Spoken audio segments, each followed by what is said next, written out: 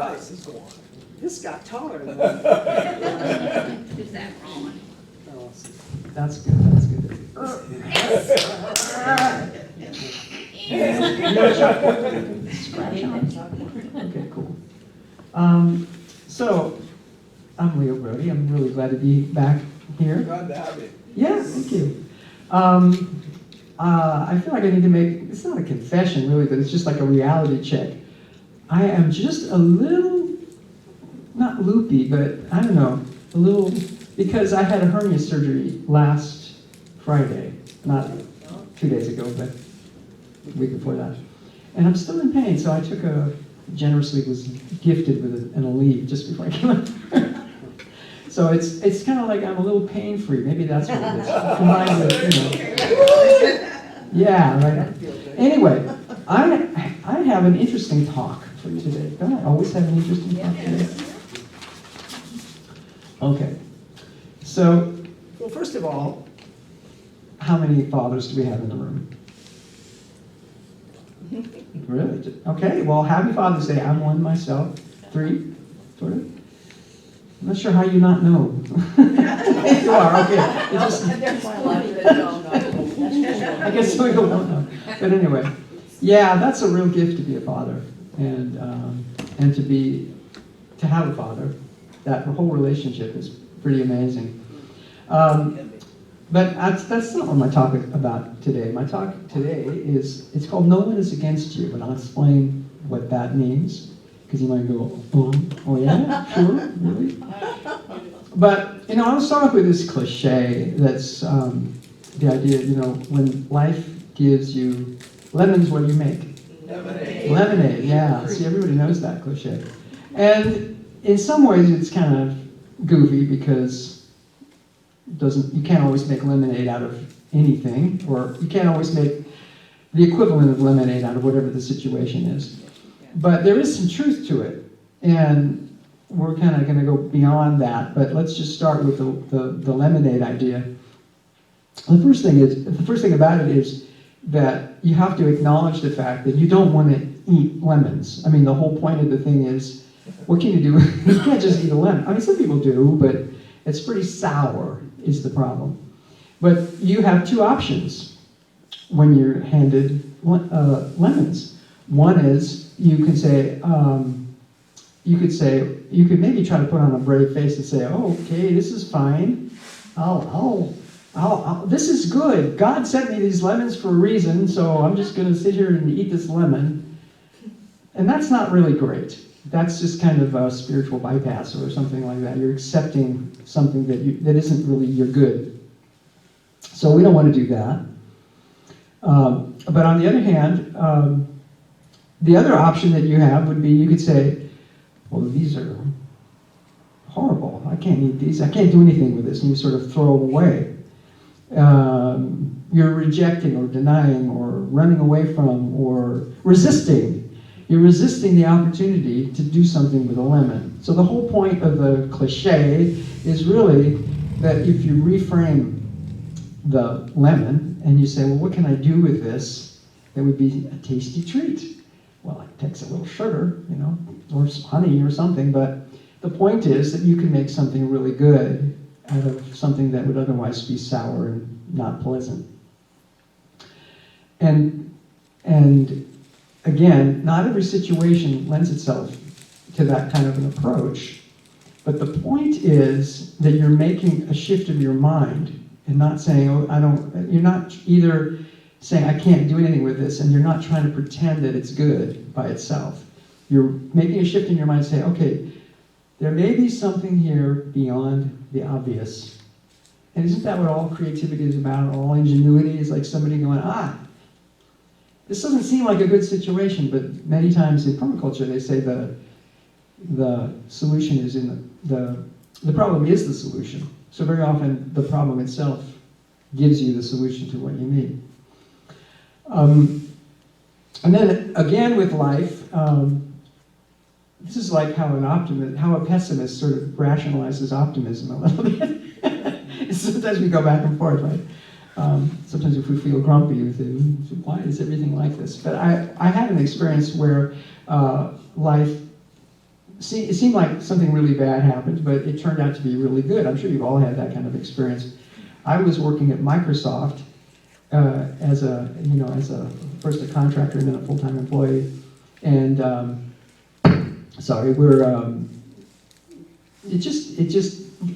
they had a reorganization. I was really well appreciated and really did good work, and everybody liked me on the team, but then they had a reorganization. Sometimes that means you report to somebody different, and then everything changes, and all of a sudden I was not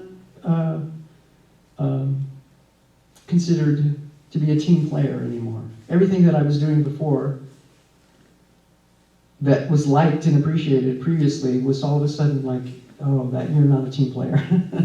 Anyway, I ended up getting a fantastic job at another company after that had a lot of growth to it, and I wouldn't have had that opportunity at all at Microsoft. So it was one of those cases where you go with it and you find out that there's a lot more to what you expected.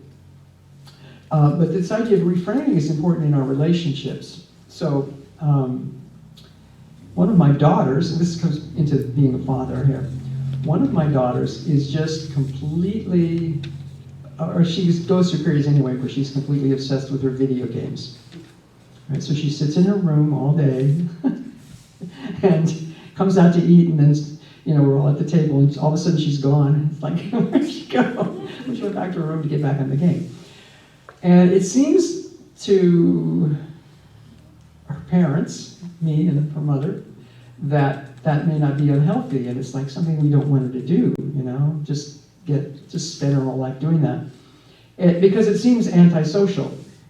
It seems like, oh, well, she should be out with, she should be out hanging with friends and stuff like that. And she anytime we would try to get her to stop playing or put any restrictions on that, she got really, really resistant to it. And I eventually realized that there was more to this gaming thing that I just didn't understand, because she's actually on the chat with her friends all over the world, like for hours at a time. And so she's playing these games, but it's like, it's not so much the game as the connection that she's making with people in London and in Mexico, and it's like, holy moly, this kid's getting around in a virtual sense. So I guess what happened was I reframed the situation. I started to see what she was doing more from her perspective, and so from her perspective, we were just being clueless. Think of a word of someone you don't like, yeah. Meanies, let's say that. And so I just started to show that I valued what she was doing. Now, I mean, that's not to say that I was wrong and she's right. It's to say that a much healthier relationship to have, for me, with my daughter, is to at least acknowledge the meaning in what she's doing. Does that make sense? That she's got something that she's doing valuable, and she values it. And the fact that she values it and it's part of her, otherwise I'm separating myself from her. And I'm telling her that she's not good enough. And that's not at all the message I want to give. So it's a question of reframing. I think that's another way to look at this kind of situation. And along the line of reframing, when I think about that, this is one of the experiences that was kind of another father story in the opposite direction. Once, when my son, who's now 37, when he was about maybe 10, he and I went down to Joshua Tree National Park in Southern California, and to camp and stuff like that. And we went with some other friends. And there's these kind of hills they're just like pure boulders. It's boulders, like huge boulders like this. And I thought it's kind of fun to get out there and climb. I'm not an athletic person, but it's kind of fun to just get out there and try to climb up one of these things. But my son would just like jump from one boulder to the other, like maybe from a higher one down to a lower one that was 10 feet between them. And there was some risk that if he fell, he could hurt himself, break an arm or something like that. But he just did it. And he said, "You can do it." And I was like, well, I was up there, right? Looking down at him, and he just did it. And he was like, well, he has gravity on his side, But the truth is, when I saw him do it, I said, if he can do it, I can do it. And so, of course, I was a lot younger then, but I did it. And again, it's a reframing of a situation, because that, to me, if I hadn't seen him do it, I would have said, that is humanly impossible. But it was clearly not humanly impossible. It was humanly possible. You see what I'm saying? It's a situation where something was going on in my mind that I could never do this, or it couldn't be done even. And yet when I reframed it, then it became possible, and I actually was able to do it. So if you start with, we talk about positive thinking a lot in New Thought, and the one thing that I know for sure that you can just prove beyond a shadow of a doubt is the opposite, is that if you have negative thinking, if you think you can't do something, then you can't do it. You see that all the time. And that was an example. If I was thinking I couldn't jump from one higher boulder to another boulder, lower boulder, but it was possible. So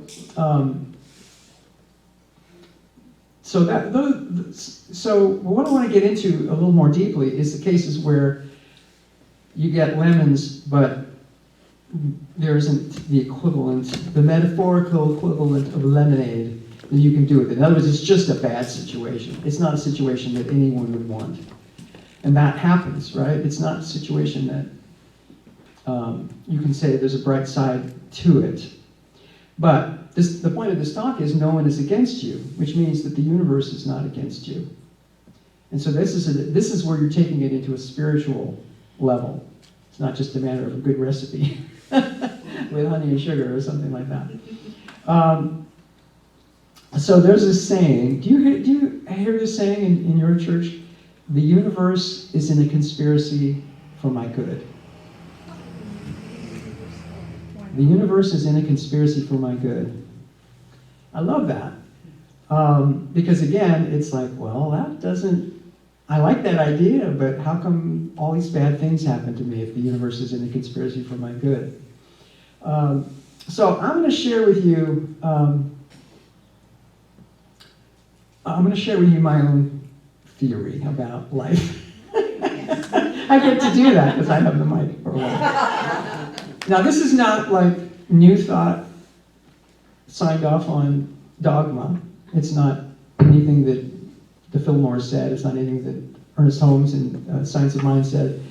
But I think it fits in, and it works for me. So I'm going to share it with you, and maybe it'll work for you. You can take it or leave it.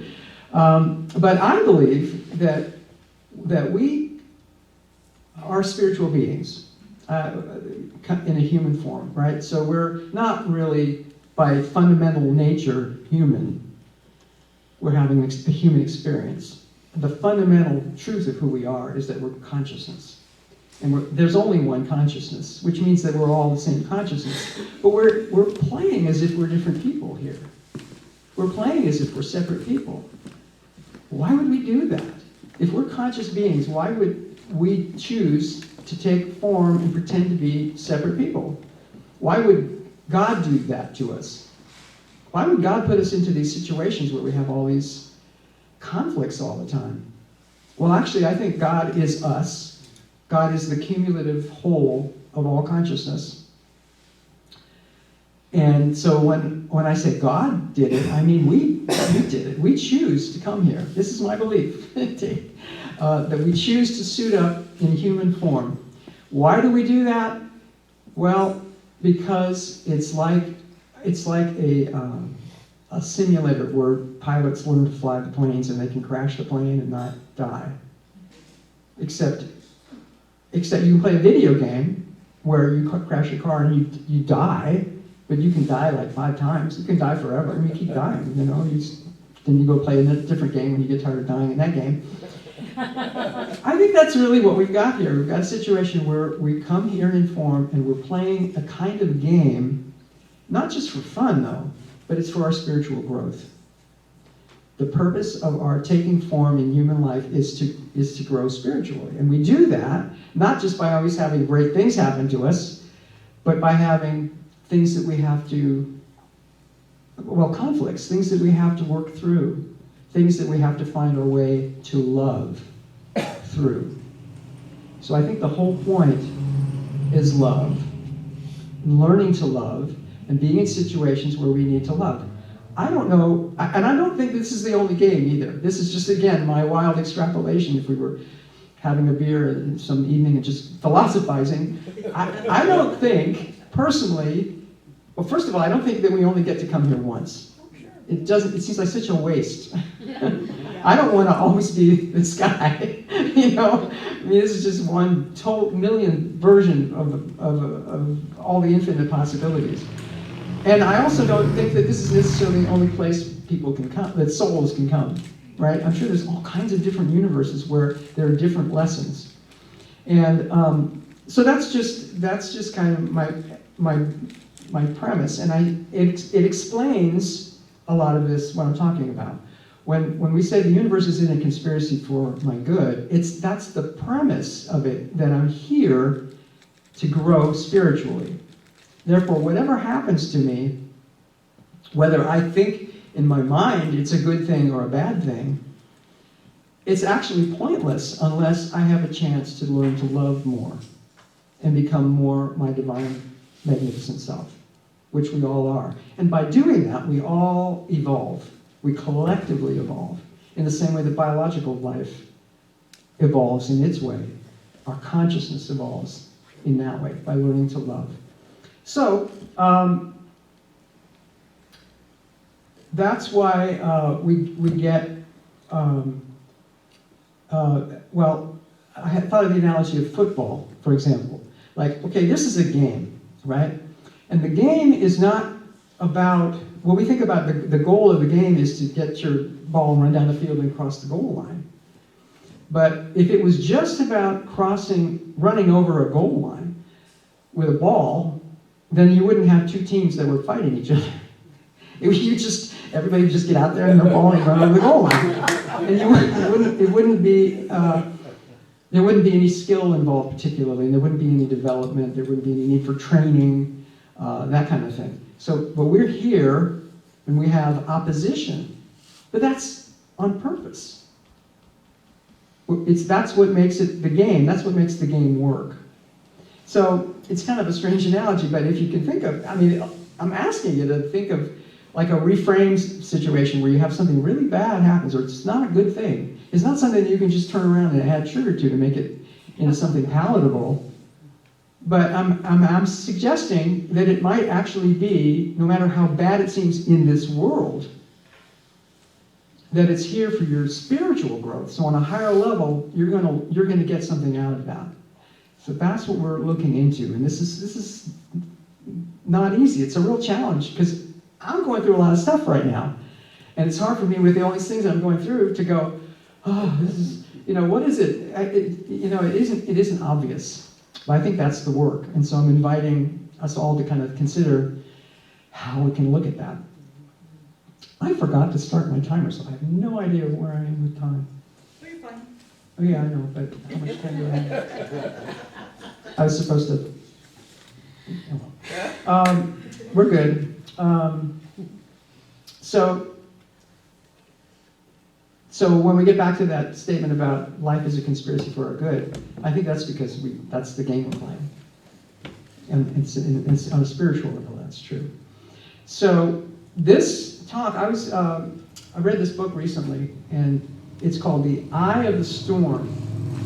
And the analogy here is, well, it's spelled with an I, like me, rather than the eye of the storm. This is the me, or the eye of the storm.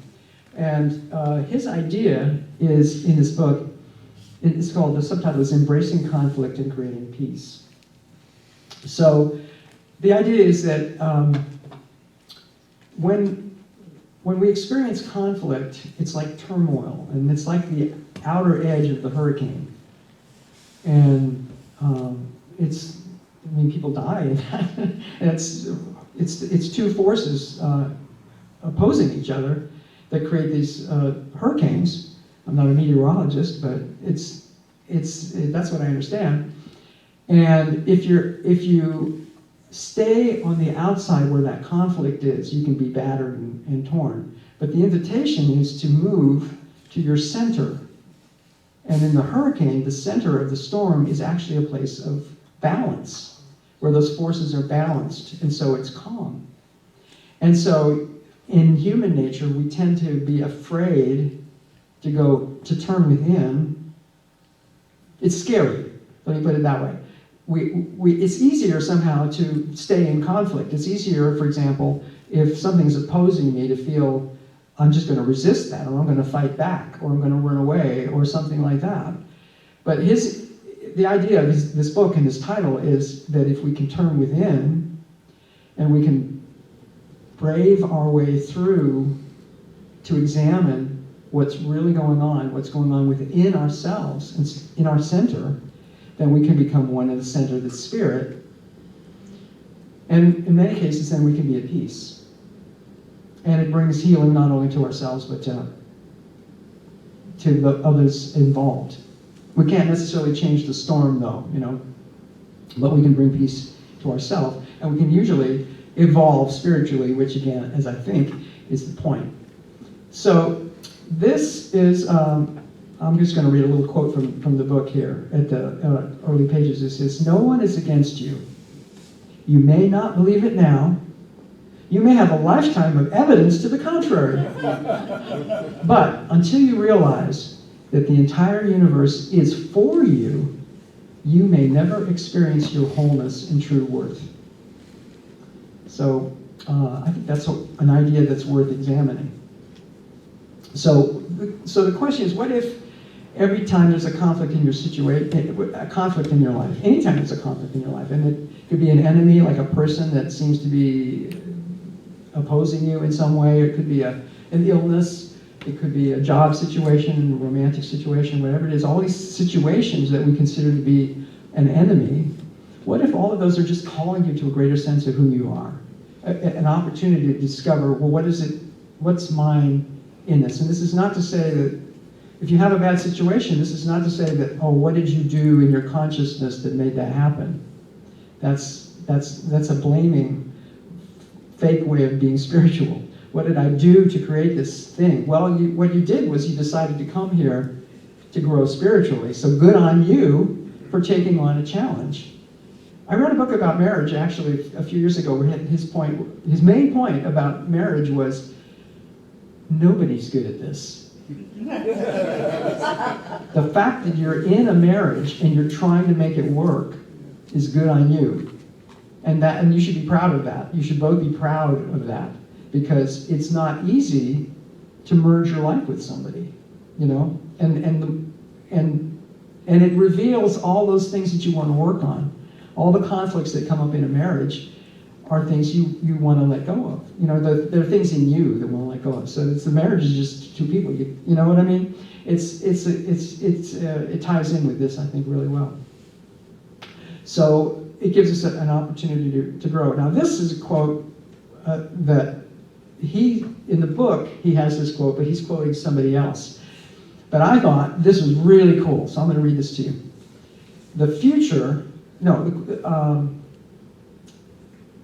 So the question, he's talking about how predictable we are as human beings. He says, the future can only be regarded as probabilities floating on the sea of infinite possibilities. So we're predictable, but it's not because we're fated to follow some trajectory. What makes us so predictable is that attention and awareness continually reframe the present moment in the context of past influences. Consciousness is poured into the creative framework of attention and awareness to set in motion the forces that organize the manifest universe. So if we have experiences in life and we decide life is a certain way, we decide that people treat us badly, or that I'll never be loved, or whatever we decide, then we keep reframing everything that way, and we keep recreating that situation, because we're pouring our consciousness and attention and awareness into proving that we're right about that, whether we know it or not. So we are so darn predictable. You know, we just keep getting into the same patterns, but we don't have to if we realize that we're doing it because it's not because life is predictable, it's because we're predictable, and we don't have to be predictable because we just can change, we can reframe. So that's what the idea is. I think that's a really cool quote. It means we have to shift our attention and what we're aware of and shift it into being the gift, or looking for the gift, finding the gift within us, knowing that God is present. It takes some work to do that. It's not easy to do that. So when there's someone who irritates you, they're irritating you. They wouldn't be irritating you really. They wouldn't get under your skin unless there was something that you felt was a lack in yourself. So in a way, even though you wish they wouldn't be irritating you, you can think of it as a gift, because then it reminds you of, well, why would I let somebody get under my skin like that? What is it in me that feels like I'm so easily offended, you know, or taking it personally when it's really about them? So,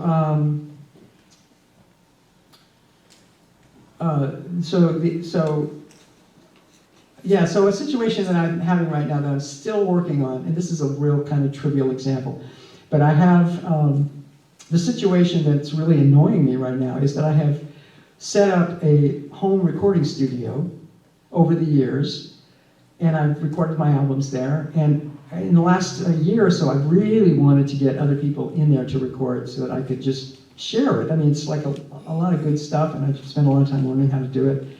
And there's a lot of reasons for this, and I won't go into the whole thing, but I'm feeling like people are just not wanting to come. And I'm feeling almost, I'm taking it a little personally that nobody's coming to my studio. And, right, which doesn't make a lot of sense. But it's just kind of like you have a party and there are not many people that come or something like that. You know, it's that feeling. And I'm realizing that the situation there is really, the whole reason I want to do that is because I love music and I want to play it with other people. It's like creating a cooperative environment. And the truth is, I'm really not, I've done all the technology, but what's really needed is a lot more than just the technology. It's a connection with other people. So I have to really go outside of my comfort zone to connect with musicians in the area and that sort of thing. And that's I think, something I need to do as a spiritual step. So there's a spiritual component into why isn't this working the way I thought it would? Well, it has to do with me shifting my what I'm putting my attention on. So there are 4 things that he talks about in this book that you can do, and they're really pretty simple. They're just hard to remember to do. They're hard to do it because it's much easier to stay in conflict. It's much easier to stay with wanting to be right. As long as I'm resisting this situation and I'm convincing myself that I'm right and they're wrong, or the situation is bad or whatever, as long as I stay there, I'm not going to move into that center. I'm not going to see the blessing in it. So the 4 things are this. First, look in the mirror with love. So he uses the word mirror there because the situation can be a mirror for me. Whatever this situation is about, it can be an opportunity for me to say, well, why is that affecting me the way it is? If I were connected to spirit, if I were connected to my divine nature, then somebody could say something petty about me, or be mean to me, or even cheat me, and I wouldn't feel like it's robbing me of anything that matters. So if I do feel like, if I'm mad, then it's because I'm not seeing the big picture. And so it's a wake-up call. Classic example, and he uses this in the book, someone cuts me off on the freeway. And there's a little bit of component of fear that I think we react to, like, we're angry because we're afraid, but we're also angry because what right do they have to get in front of me? Who do they think they are? Blah, blah, blah. And a way to reframe that, since you don't know who that person is, you don't know what's going on in their mind, what if you consider that that man is driving his pregnant wife to the hospital because she's in labor.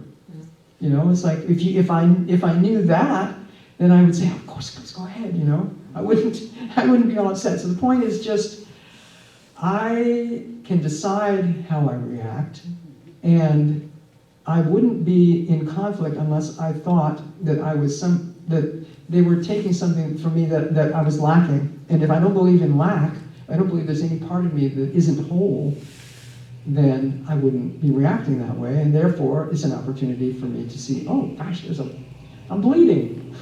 You know, there's a wound in me, there's a hole. If I can see that I got a gaping hole, I can, what's the word?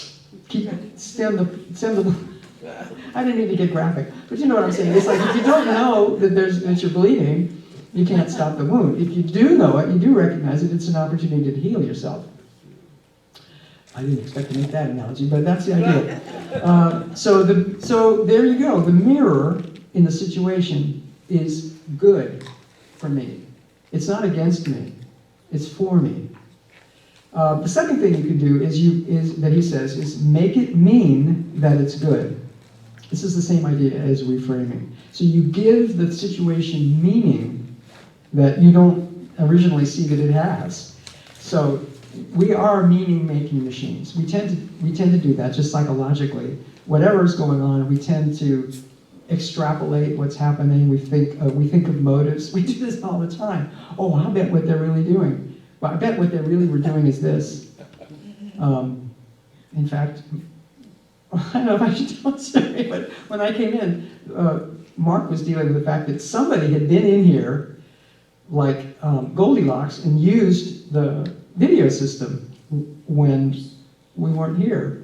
And so he was like, I bet they came in here on a graduation, and he had a whole story about what exactly was going on. So we don't know if that's true or not, but the point is we do make meaning out of situations. I do it all the time. So we have to know the difference between the story and what really happened. So if we're going to make meaning, since we do that naturally, let's make up a good story. Let's make up a story that works for our benefit. So make sure make sure that the story is the universe is conspiring for my benefit. And then the third thing is, the way we can make it have meaning is by blessing the person or the situation. Blessing it just means seeing the good in it and knowing that there is a power for good in it. And that's a hard thing to do if you're really feeling like someone's antagonistic towards you. How can you get to the point where you can bless them? Well, unless you can get to the point where you can bless them, that's not to say just sit and make it okay. Again, we're not trying to turn lemons into something that we can just gobble down and pretend that we like it. We're talking about reframing it, blessing it, finding some good in it, finding whatever that good is, just even if it's just to show me what I need to do. The third thing is do the right thing. And that means letting go of where I feel justified in being right and caring more about doing the right thing than being right. So it's a question of letting go. Having been a father multiple times, I know that there are situations where I have felt betrayed by my children, and I have betrayed my children. And all of these are opportunities to know if we can look into the situation, like in what way did I feel like they betrayed me? What was I expecting? What did I do that maybe they wouldn't have done what they did if I hadn't done what I did? You know, it's all opportunity to explore. And what could I do differently? And then the fourth thing is set yourself and your enemy free. And that means you pray for them. So after you bless them, you pray for them, which just means you really know good for them. You in your mind, you know that there's a good outcome for them. And again, it's not accepting what's wrong. It's knowing, it's turning to the higher, turning to God, turning to heaven to know the higher truth. So when you see yourself holistically, then these things that seem like conflicts and enemies, they can be turned around to being friends, to being working for your good. And can you imagine being in that place? It seems hard to imagine being in that place, but If you could just go through your life going, thank you. Thank you. So try that on. Take even the news. If the news triggers you, whatever, just look at it as a way. I know that's really hard. Look at it as a way to explore, what is that doing in me that I don't need? What is that doing in me? What emotional reaction is that setting off in me that I can let go of? It's awakening to the gifts that we have to share. And we are at the center of our storm. We are in the calm. We create that calm by moving to the center. So let's move into prayer.